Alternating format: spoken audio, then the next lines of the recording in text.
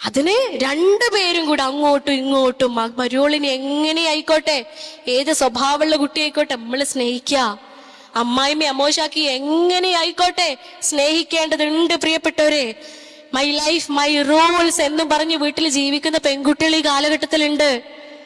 കാലഘട്ടത്തിലുണ്ട്. എനിക്ക് ഇന്ന നിയമങ്ങള്, ഞാൻ റൂമിന് ഇറങ്ങി വരുമ്പോഴേ ഇറങ്ങി വരുള്ളൂ, ഞാൻ പോകുമ്പോഴേ പോവുള്ളൂ, ഞാൻ തിന്നണതേ തിന്നുള്ളൂ, എനിക്ക് എന്റെ ലൈഫാണ്, എന്റെ എൻജോയ്മെന്റ്സ് ആണ്, എന്റെ റൂൾസ് ആണ്. തെറ്റാണ്.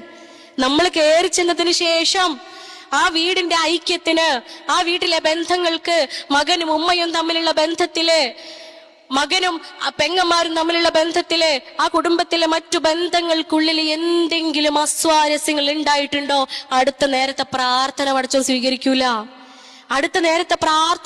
സ്വീകരിക്കൂല എന്നാണ് പറയുന്നത്. ആ ഗൗരവത്തിൽ അതിനെടുക്കുക. അതുകൊണ്ട് അവിടെ ചോദ്യം പറച്ചിലൊന്നുമില്ല. പുതിയാപ്പിളന്റെ കൂട്ടുകാരെ കൂടെ ഞങ്ങൾ ജീവിക്കണമെന്ന് ആരും ചോദിക്കണില്ലല്ലോ. അല്ലെങ്കിൽ പുതിയാപ്പിളിന്റെ കസിൻസിന്റെ കൂടെ ജീവിക്കണമെന്ന് ഇതുവരെ ചോദിച്ചിട്ടില്ലല്ലോ. അല്ലെങ്കിൽ പുതിയാപ്പിളിന്റെ ഫ്രണ്ട്സിന്റെ കൂടെ ഞങ്ങൾ ജീവിക്കണമെന്ന് ആരും ചോദിച്ചിട്ടില്ല. ചോദ്യാഗത പുതിയാപ്പിളുടെ ഉമ്മാന്റെയും ഉപ്പാന്റെയും കൂടെ ജീവിക്കണം. അത് തന്നെയാണ് അതിന്റെ ഉത്തരം. ആ ചിന്തയിലേക്ക് ദീൻ ഉൾക്കൊള്ളുമ്പോ എത്തും.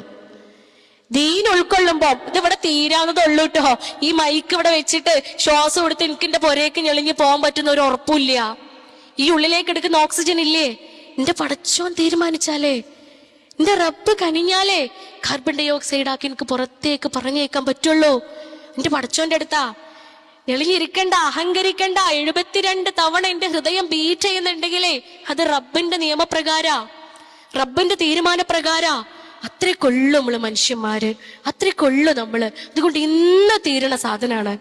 ഇന്ന് തീർന്ന് നാളെ വിചാരണ ഞാൻ നേരിടേണ്ടി വരും. ആ നിമിഷത്തിൽ ഒരുപക്ഷെ എന്റെ വിചാരണ ആരംഭിക്കുകയാണ് എങ്കിൽ, എന്റെ ഒരു നിമിഷത്തിൽ എന്റെ ഉമ്മ, എന്റെ ഉപ്പ, എന്റെ ഭർത്താവ്, എന്റെ വീട്ടുകാർ, എന്റെ കുടുംബം, എന്റെ ചുറ്റുമുള്ളവർ എന്നാൽ പ്രയാസപ്പെടുന്നവരായി തീരരുത്. ഞാൻ കാരണം എന്റെ ഒരു പ്രവൃത്തി കൊണ്ട്, എന്റെ ശീലങ്ങൾ കൊണ്ട്, എന്റെ രീതികൾ കൊണ്ട്, എന്റെ വാക്കുകൾ കൊണ്ട്, എന്റെ പെരുമാറ്റങ്ങൾ കൊണ്ട്, എന്തിനേറെ പറയുന്നു എന്റെ ഒരു നോട്ടം കൊണ്ടുപോലും ഒരു മനുഷ്യനും വേദനിക്കാൻ പാടില്ല എന്ന ഹൃദയശുദ്ധിയിലേക്ക് പ്രിയപ്പെട്ടവരെ നമ്മൾ ഓരോരുത്തരും എത്തേണ്ടതുണ്ട്.